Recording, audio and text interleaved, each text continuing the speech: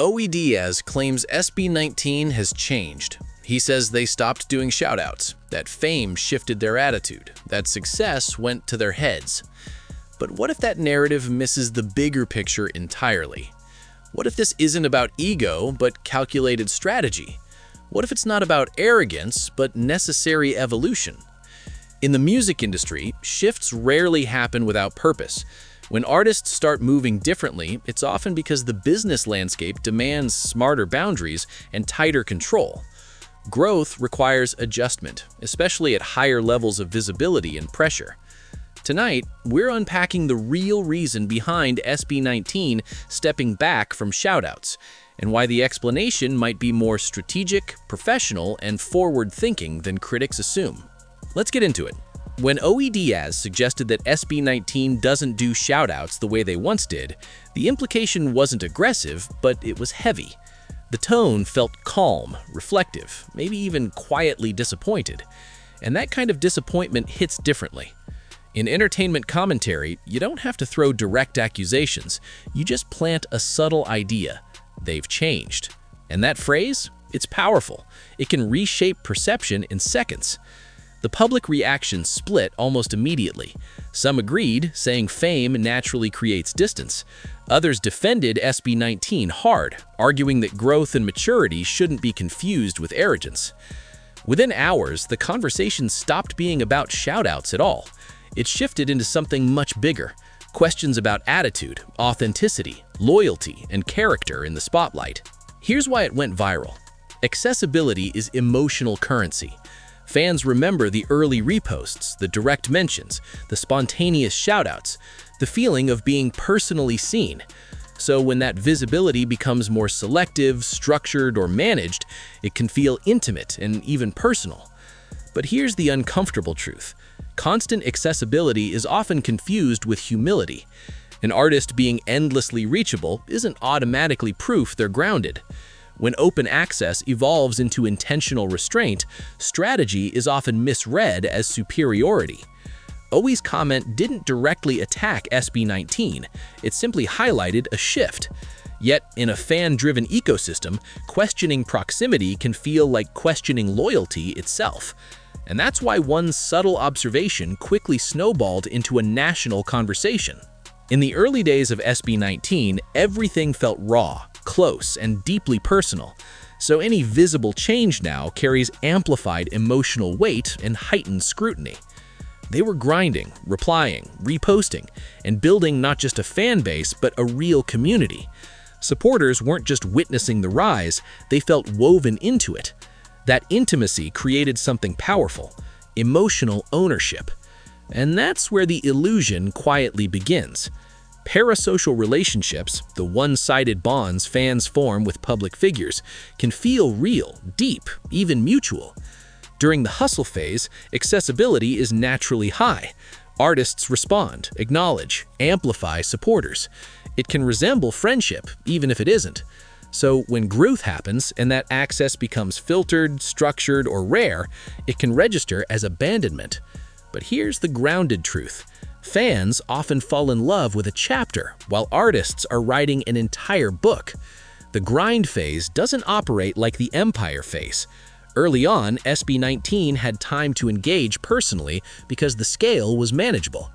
Now, every word carries brand value, contractual implications, media consequences, and global ripple effects across markets.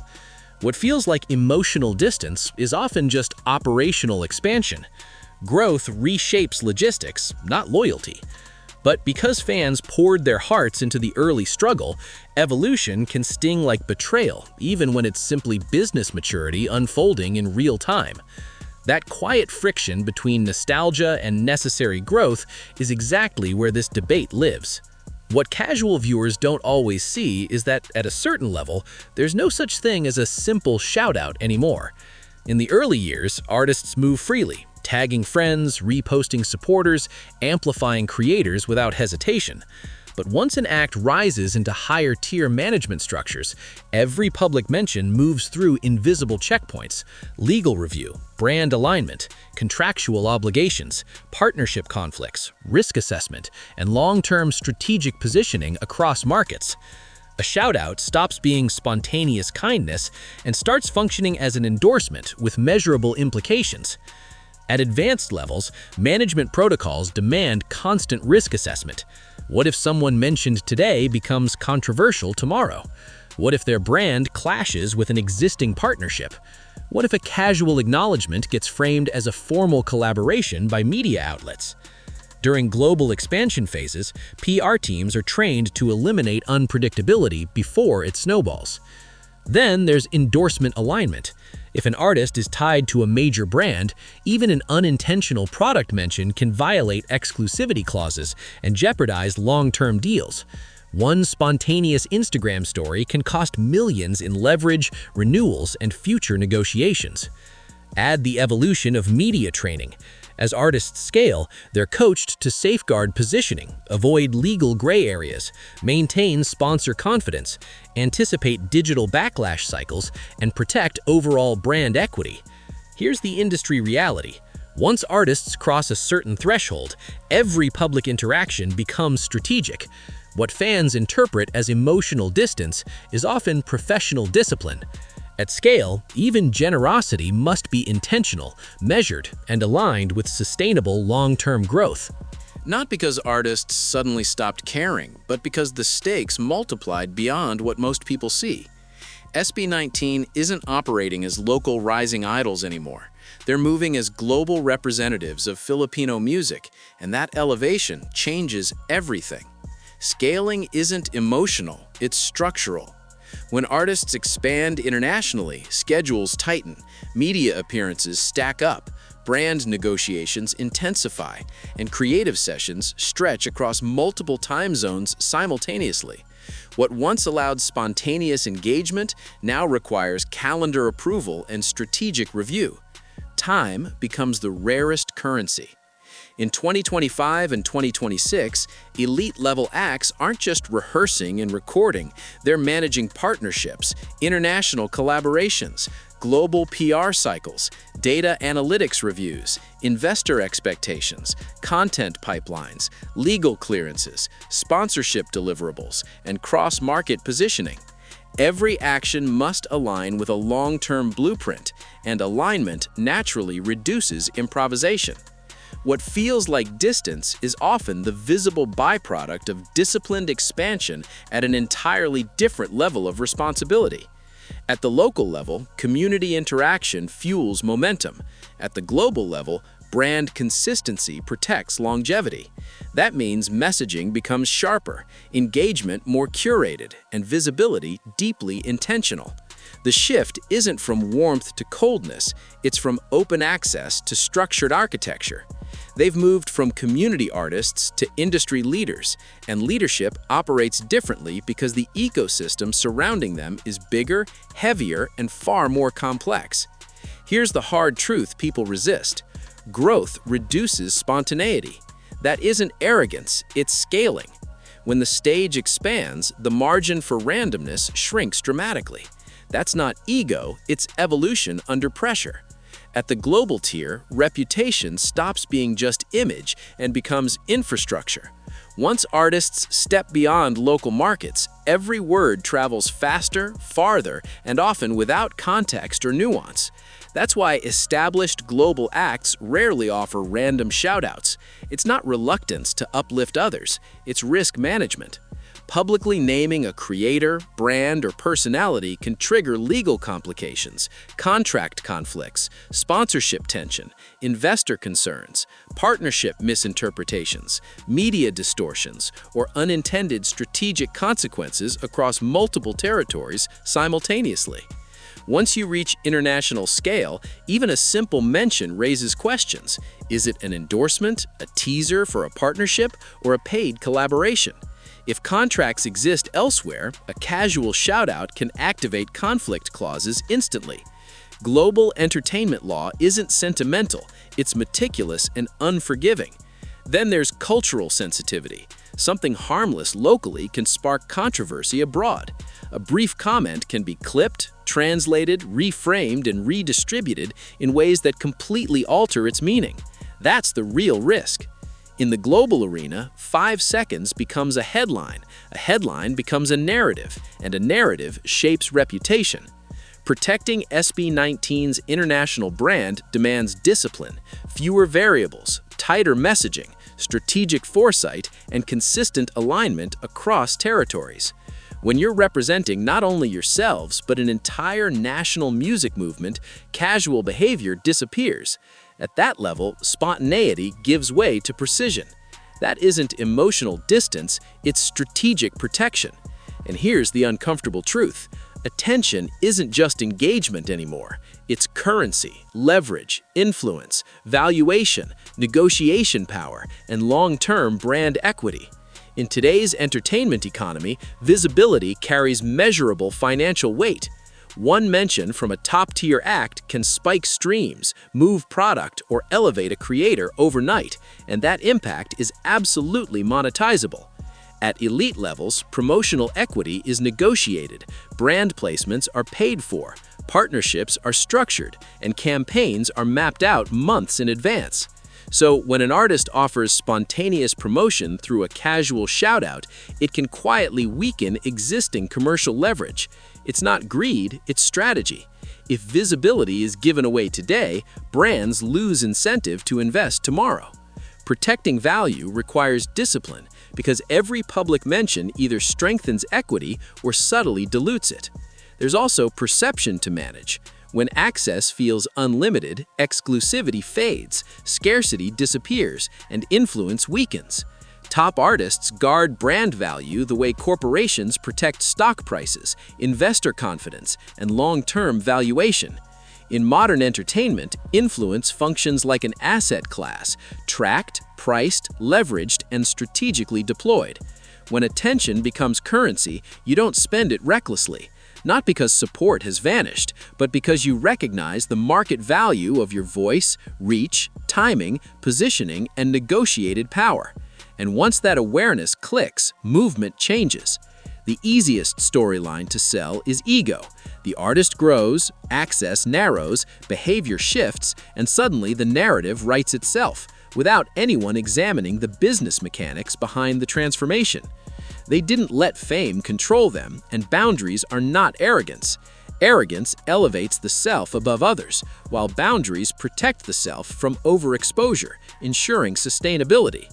Elite artists understand what many rising acts overlook. Longevity demands emotional discipline. You cannot respond to everything, amplify everyone, or remain constantly available without risking burnout, brand dilution, or lost clarity. Fans often misinterpret strategic detachment as coldness, but it is a necessary separation between personal emotion and public presence. Look globally. Taylor Swift rarely boosts random creators now. BTS operates within strict media protocols, and Beyoncé hasn't done spontaneous public shoutouts in years. Did they become arrogant, or did they evolve into institutions? Success amplifies stakes, and higher stakes demand tighter control. Boundaries act as insurance against controversy, exploitation, burnout, and brand erosion. Evolution often looks like distance externally, but internally it represents survival, discipline, and strategic sustainability. Filipino artists face added cultural pressure to remain perpetually accessible, humble, approachable, and neighborly, making boundary setting even more complex in their social context. We value relatability and celebrate artists who feel like family. But here's the tension. Once an artist crosses into global territory, the rules shift, yet expectations often remain the same. Western superstars operate with visible distance, and K-pop idols function within carefully structured media protocols. But Filipino artists, when they adopt similar structures, it's frequently interpreted as change, pride, or forgetting their roots. That's the double standard. We applaud global recognition and crave international respect, yet still expect local-level intimacy, creating what can be called the success penalty effect. The bigger an artist grows, the more scrutiny they face for evolving. SB19 isn't just navigating fame, they're balancing cultural expectations, international growth, and brand stewardship, acting as a professional institution representing Filipino music on global platforms with strategic foresight, consistency, and authenticity. And institutions don't move impulsively, they move strategically. When you transition from a group to a global act, alignment becomes everything. Every appearance, collaboration, and public mention must fit a long-term blueprint. That blueprint isn't about today's applause, it's about decade-long positioning. Empire building requires careful architecture. Global alignment strategy means consistency across markets, protecting image equity, and understanding that influence is a limited resource to be deployed intentionally. What looks like reduced spontaneity is actually increased structure. They didn't stop uplifting people or valuing supporters, they simply stepped into a higher tier of responsibility. Here's the defining statement. They didn't stop caring, they started operating at scale. Scale demands discipline, filtering, foresight, and strategic decision-making. When artists begin thinking like institutions, it's not distance, it's dominance in development, influence, and long-term brand integrity. Let's end this correctly. Ogie Diaz isn't wrong for observing change. Change is visible. Fans feel it. Conversations happen, and acknowledging that shift is part of honest, informed commentary about evolving global artists. But observation without context can easily distort reality. Yes, SB19 evolved. Yes, their public behavior adjusted.